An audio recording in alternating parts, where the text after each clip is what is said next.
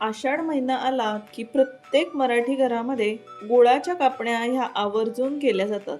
चला तर मग आपण बनवूया गव्हाच्या पिठाच्या खुसखुशीत कापण्या. आता सर्वात आधी आपण काय करायचं, गॅसवर आपण पातेलं ठेवू. गॅसची फ्लेम मीडियमवर ठेवूया. पातेल्यात आपण 1 वाटी पाणी घालूया. आता ज्या वाटीने आपण पाणी घेतलंय सेम त्याच वाटीने आपण तेवढाच गूळ या पाण्यात घालूया आणि गूळ छान पाण्यामध्ये वितळवून घेऊया. हे पहा, गूळ छान पाण्यात वितळत आहे.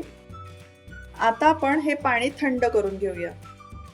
तुमच्याकडे घरामध्ये जी वाटी असेल लहान मोठी ती तुम्ही वापरा, पण एकाच वाटीने आपण पाणी, गूळ, गव्हाचं पीठ, बेसनचं पीठ हे सगळं एकासारख्या वाटीनेच आपण घेतलं तर मग कापण्यांचं प्रमाण अगदी बरोबर होईल. आता आपण काय करायचं, आता आपण परात घेऊया. परातीमध्ये आपण अर्धी वाटी बेसन घेऊ, 2.5 वाटी गव्हाचं पीठ घेऊया, 1 चमचा कच्चे बडीशेपची पूड घालूया. यामध्ये आपण चवीनुसार मीठ घालूया. 1 चमचा सुंठ पावडर घालूया. सगळं पीठ मिसळून घेऊया. आता कडल्यात आपण 3 चमचे तेलाचं कडकडीत मोहन करून घेऊया.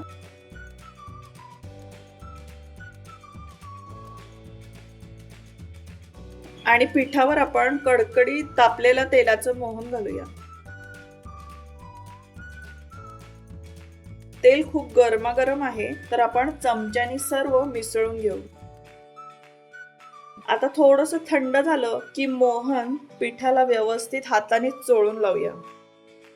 मोहन असं हाताने सगळ्या पिठाला व्यवस्थित लागेल असं आपण व्यवस्थित चोळून घेऊया. गुळाचं पाणी आता थंड होत आलेलं आहे, तर हे पाणी आपण आधी गाळणीतून काढून घेऊ, म्हणजे गुळाच्या पाण्यातला कचरा, गुळाचे खडे हे निघून जातील.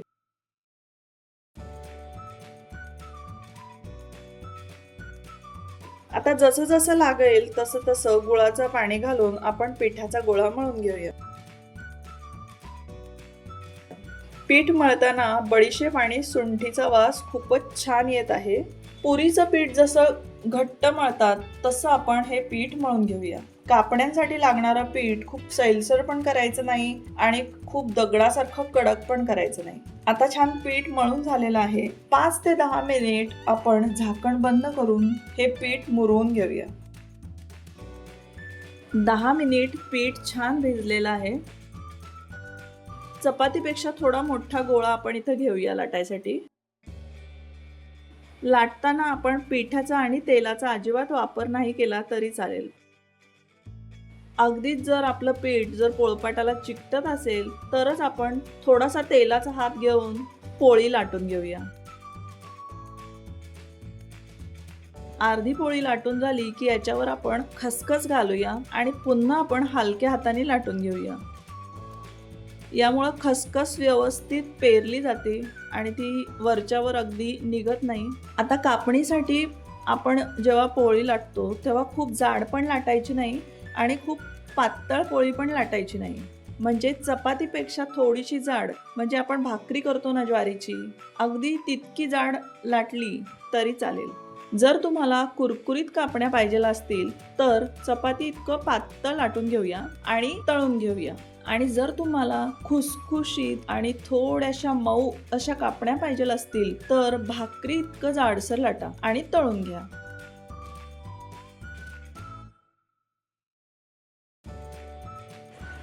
आता अशा कापणीच्या आकारामध्ये आपण कापण्या कापून घेऊया.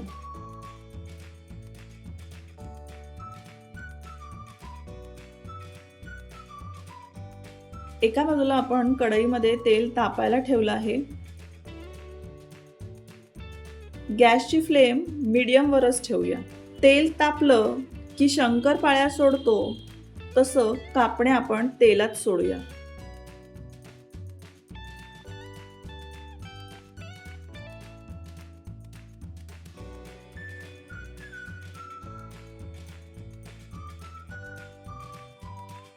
कढईमध्ये खूप जास्त गर्दी होईल इतक्या कापण्या आपण एका वेळेला तेलामध्ये घालायच्या नाहीयेत.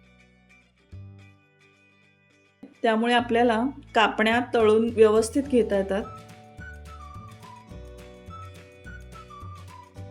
दोनही बाजूनी आपण 3 ते 4 मिनिट हलक्या सोनेरी रंगाच्या झाल्या, तेलामध्ये कापण्या सोडल्या की आपण एकसारख्या त्या आलटी-पलटी करून घेऊया.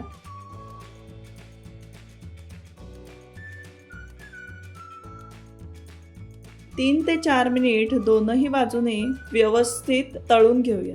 हलक्या सोनेरी रंगाच्या झाल्या की काढून घेऊ, कारण बाहेर काढल्यावर पण तळण्याची प्रक्रिया ही होत असते आणि कापण्या काळ्या पडतील, म्हणून खूप डार्क होईपर्यंत तेलात तळू नका.